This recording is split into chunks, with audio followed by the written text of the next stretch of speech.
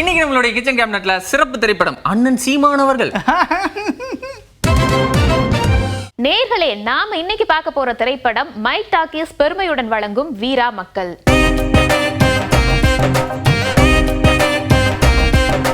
தனியா தேசியம் பேசும் நாயகன் மக்களோட உரிமைக்காக மைக்குகள் முன்னாடி பேசும் கதையோட ஒரு படத்தை எடுத்திருக்காரு இயக்குனர் கதைமாந்தர். அண்ணன் வந்து சேர்ந்த நிகழ்ச்சியில ஆரவாரமா கடந்த கால ஆட்சியை பாராட்ட புன்சிரிப்பே பரிசா கிடைக்குது.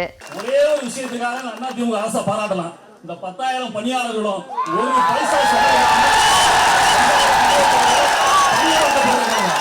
அந்த ஒரே காரணத்துக்காக இந்த திமுக அரசு இவர்களிடம் பழிவாங்கி கொண்டிருக்கிறது. எனவே தயவு செய்து திமுக அரசு இதை உடனடியாக நீக்க வேண்டும். தன்னோட அகில உலக அடையாளத்தை சொல்ற காட்சியில ரசிகர்களே திகச்சு நிக்கிறாங்க. கட்சி வைத்திருக்கிறதே இந்த மண்ணின் மக்களின் நலனுக்காக, அவர்களுடைய வாழ்க்கையை பாதுகாக்க.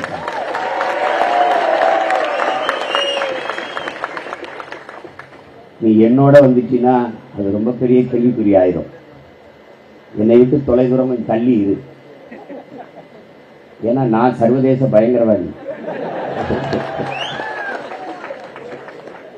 என் மேல 138 வழக்கு இருக்கு. எனக்கு கடவுச்சீட்டும் கிடையாது. இந்த நாட்டை விட்டு எந்த நாட்டுக்கும் போக முடியாது. ஏன்னா போனா நான் நாட்டை தூக்கிட்டு போயிடுவேன்னு நினைக்கிறாங்க. டிஜிட்டல் உலகத்துல மக்கள் இருக்கும்போது எப்படிப்பட்ட அனுபவம் கிடைக்குதுன்னு சொல்றாரு நாயகன். உங்களுக்கு தெரியாது நாடு எப்படிப்பட்ட நாட்டுல நீங்க நான் வாழ்றேன் பாருங்க. நாட்டின் பிரதம அமைச்சர் ஐயா மோடி பேசுறாரு. எப்படி பேசுறார்? விடுதலை பெற்ற 70 ஆண்டு கால இந்தியா. இப்ப கூட 8 ஆண்டு ஆயிடுச்சு. அப்பவும் அவர் தான் பிரதமர், இப்பவும் அவர் தான் பிரதமர். அவர் தான் விடுதலை பெற்ற 70 ஆண்டு கால இந்தியா. இன்னும் மின்சாரமே போய் சேராத பல ஆயிரம் கிராமங்கள். சொல்லிட்டு ஒரு 6 மாசத்துல பணம் செல்லாதுன்ட்டு செல்போன் டிரான்சாக்சன், மின்னணு பரிமாற்றம், கேஷ்லெஸ் எக்கனாமி, மின்னணு பரிமாற்றம், செல்போன் டிரான்சாக்சன். மின்சாரம் இல்லாத கிராமத்தில் எப்படியா செல்போன் டிரான்சாக்சன் வருவான்? எப்படியா மின்னணு பரிமாற்றத்துக்கு வருவான்னா, no, don't talk, keep quiet, keep silent. ரொம்ப பேசினீங்கன்னா ஆன்டி இந்தியன், அப்பத்தா இந்தியன்.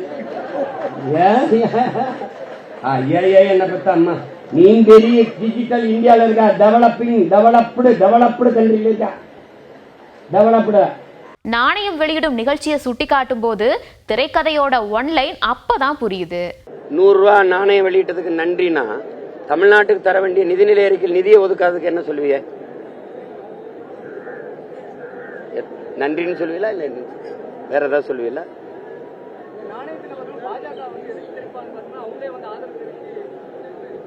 வெளியிடுறதே அவங்க தானே. அவங்க எப்படி எதிர்ப்பு தெரிவிப்பாங்க?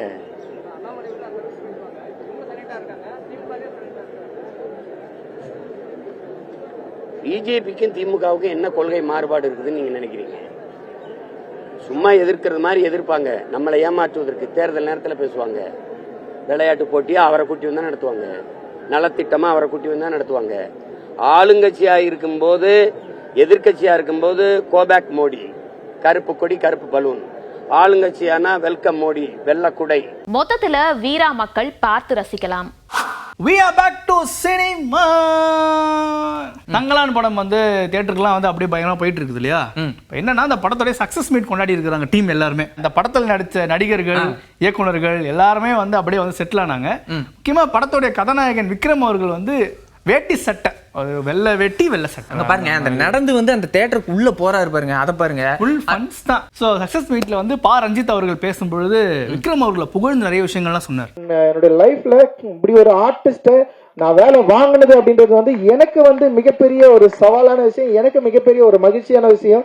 நான் என்ன சொன்னாலும் அவர் பண்ணிட்டாருங்க, அந்த மாதிரி ஒரு ஃபீல்ல பேசியிருக்காரு. அவர் ரசிகர்கள் மேலேயும் அவருடைய ஆர்ட் மேலேயும் அவர் வச்சிருக்கிற மிகப்பெரிய லவ் இருக்குல்ல, அது வந்து தீராத ஒரு போராட்ட குணமுடையதா நான் வந்து பாக்குறேன். ஒருவேளை வந்து ரொம்ப ஈஸியா அவருக்கு வந்து ஒரு வெற்றி கிடைச்சிருந்ததுன்னா அந்த வெற்றியை வந்து அவரு அனுபவிச்சு சந்தோஷமா அதுக்கப்புறம் வந்து ஓகே அப்படின்னு போயிருக்கலாம். அப்புறம் விக்ரம் அவர்கள் சொல்லும்பொழுது ஓப்பனிங்ல கொஞ்சம் அவருக்கே கொஞ்சம் கூச்சமா இருந்ததுதான். என்னதான் இத்தனை படம் பண்ணா கூட, sir only that costume only sir, வேற எதுவுமே கிடையாது, ஆதாமா இருந்தா கூட நான் நடிச்சிருவேன் அப்படிங்கிறாரு. நான் எப்பவுமே சொல்லுவேன், அவர் ஆதாமா நடிக்கணும்னு சொன்னா கூட நான் வந்து கண்டிப்பா நான் நடிச்சிருவேன்.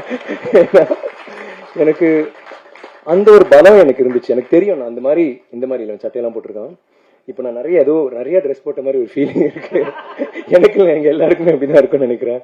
இப்போ நான் காஸ்டியூம் போட்டிருக்கேன்ல, அதே கொஞ்சம் ஷையா இருக்காமா, இதுவே கொஞ்சம் அதிகமாக காஸ்டியூம் போட்ட மாதிரி ஒரு ஃபீல் இருக்கு அப்படின்னு நிறைய விஷயங்கள்லாம் சொன்னாரு. ரொம்ப எக்ஸைட்டிங் ஆச்சு. அங்கே போனா இந்த முதல் நாள் மட்டும்தான் போடுற போது ஐயோ யாராவது பார்க்குறாங்களா, இன்னும் என்ன பண்ண போறது, டவலை கொண்டு வா இது அது. அப்புறம் கொஞ்சம் எல்லாருக்குமே அந்த ஒரு கூச்சம் இருந்துச்சு. அதுக்குள்ள போயிட்ட பிறகு அந்த வாழ்க்கைக்குள்ள அப்படியே தான் போக முடிஞ்சது. அவங்க எப்படி வாழ்ந்திருப்பாங்க அந்த உலகத்துக்குள்ள அப்படியே எடுத்துட்டு போயிட்டாரு. எப்படி இந்த சினிமா பார்க்கும் போது ஒவ்வொரு ஆடியன்ஸ்ல இருக்க ஒவ்வொருத்தரும் அந்த ஒரு ஜன்னல் வழியா அவர் உள்ள அந்த உலகத்துக்குள்ள இழுக்கிறாரோ அதே மாதிரி தான் எங்க எல்லாரையும் இழுத்து கொண்டு போனாரு எங்க கையை பிடிச்சி. அப்புறம் படத்தில் நடிச்ச நடிகர்கள், அப்புறமா அதுக்கு வாய்ஸ் ஓவர்லாம் கொடுத்தாங்கல்ல அவங்க, அப்படி நிறைய பேர் பேசுனாங்க அந்த படத்தை பத்தி. அப்புறம் படம் முடிஞ்ச உடனே இந்த சென்டர்ல நிக்க வச்சு என் குடும்பமே சுத்தி விசில் அடிச்சாங்க. அந்த விசில் வச்சு அங்கேதான் எனக்கு தங்காளனோட சக்சஸா நான் அந்த இடத்த தான் நான் பார்த்தேன் ஃபர்ஸ்ட். பிளஸ் எங்களோட குடும்பம் தங்கலான் குடும்பம் இங்கதான் இருக்காங்க எல்லாருமே. ஒட்டுமொத்த தங்கலான் குடும்பத்துக்கு நன்றி. ஆமா, என் குடும்பம் வந்து பயங்கரமான ஒரு குடும்பம், தங்கலான் குடும்பம். கபாலியா சாரி வேட்டையன்டா. வேட்டையனா? வேட்டையனுக்கு எதுக்கு நான் தலையில சம்பந்தம் எல்லாம் பண்ணிருக்கேன். வேட்டையன் படம் வந்து எப்போ ரிலீஸ் ஆகுது? அக்டோபர் 10. எங்க கங்குவும் அப்பதான் ரிலீஸ் சொல்லியிருக்காங்க. காம்படிஷனா? அப்படின்னா சூர்யாவுடன் மோதும் சூப்பர் ஸ்டார் ரஜினிகாந்த் அவர்கள். நாங்க முன்னாடி விஜயுடன் மோதும் ரஜினிகாந்த் அவர்கள்னு சொல்லிட்டு இருந்தாங்க. இப்போ சூர்யாவுடன் மோதுமா? ஏன்னா ஃபர்ஸ்ட் கங்குவா தானே வந்து ரிலீஸ் டேட் அறிவிச்சிருந்தாங்க. சரி, இவங்க ரெண்டாவது தானே அறிவிச்சிருக்காங்க. அப்ப இவங்க தானே அவங்களோட மோதுறாங்கன்னு சொல்லணும். ஆனா லிங்க் பாருங்க, சிறுத்தை சிவா அவர்கள் முன்னாடி வந்து ரஜினிகாந்த் அவர்கள் படம் எடுத்தாரு. அந்த படமும் ரொம்ப சூப்பரா போச்சு. பாத்தீங்களா இல்லையா? அண்ணாத்த போச்சு. இப்போ அந்த டைரக்டர் தான் கங்குவா எடுக்கிறாரு, சிறுத்தை சிவா அவர்கள். இந்த படம் வந்து ஞானவேல் எடுக்கிறாரு இல்லையா? ஆமா, ஜெய்பீம் எடுத்த டைரக்டர் வேட்டையன் எடுக்கிறாரு. ரெண்டு பேர் ஒன்னா வந்து மோதுறாங்க. முன்னாடிலாம் ஒரு பொங்கல் தீபாவளிக்கு வந்து தளபதி ரஜினி கமல் மாதிரி வரும். இப்போ இந்த மாதிரி ஒரு காம்பினேஷன்லாம் வருது. ஏங்க ட்ரெய்லர் பாத்தீங்களா? என்ன ட்ரெய்லருங்க? ஆட்டுக்கார அலமேலா கோட் படத்தோட ட்ரெய்லர் பாத்தீங்களா இல்லையா? பாத்தங்க. அது ரிலேட்டடான பிரஸ் மீட் வெங்கட் பிரபு அவர்கள் வந்து கொடுத்திருக்காரு. இந்த கதையில வந்து புது லீடர் வராருங்கிறது வந்து அந்த கதையில இருக்கிற ஒரு விஷயம். அதே மாதிரி வந்து line is always a lion அப்படிங்கிறது வந்து பொதுவாக நம்ம சொல்ற ஒரு ஸ்டேட்மெண்ட்னு சொல்லலாம். என்னதான் வயசானதும் வந்து சிங்கம் என்னைக்குமே சிங்கம் தான் அப்படிங்கிறது அந்த கேரக்டருக்கு பொருந்துற மாதிரியான ஒரு இடத்துல வர டயலாக் தான். நடிகர் விஜய் அவர்களோட ஒரு வருஷம் பக்கம் நீங்க டிராவல் பண்ணி படம் பண்ணிட்டு இருக்கீங்க. உங்க கூட சேர்ந்ததுக்கு அப்புறம் தான் வந்து அவர் வந்து கட்சி ஆரம்பிச்சிருக்காரு. அப்படின்னா நீங்க தான் அவரை தூண்டி விட்டீங்களா அப்படிங்கிற மாதிரி ஒரு விஷயம் கேட்டிருக்காங்க.